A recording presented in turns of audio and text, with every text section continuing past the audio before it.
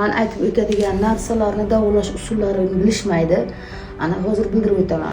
Ruh bilan tana muvozanatini buzilishi o'z joniga qasd qilishga olib keladi. O'z joniga qasd qilishdan saqlash ilmlaridan ozgina bilim berib o'tamiz. Bu tanani o'smay qolishi va ruhni o'sib ketishi odamni xayolparastlikka yoki bolalarni xayolparast bo'lishiga olib keladi va bu nimadaligini bilmay, noto'g'ri diagnoz bilan har xil dori-darmonlar va hokazo ishlarni qiladilar, o'qitadilar, boshqa qiladilar.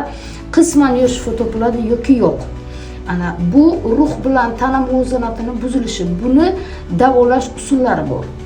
Yoki ana ruh o'smay qoladida tana o'sib ketadi. Bunda nafs uyg'onib o'sib ketgan vaqt ruh kichkina qolib tanani ichida, jussani ichida sig'may qolgan payt o'z joniga qasd qilish xayoli kuchayadi.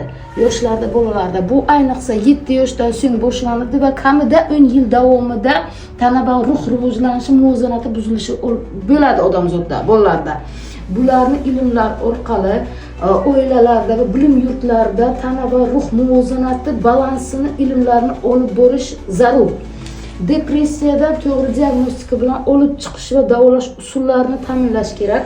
Depressiyadan to'g'ri diagnostika qilib bilish va ruh bilan tanani o'sish muvozanatiga to'g'ri davolanishlar yoki ruhni o'smay qolgan holatida, tanani o'sib ketgan holatida araliqdagi son sanoqning buzilishi muvozanatini o'nglaydigan ilmlar yo'q bizlarda.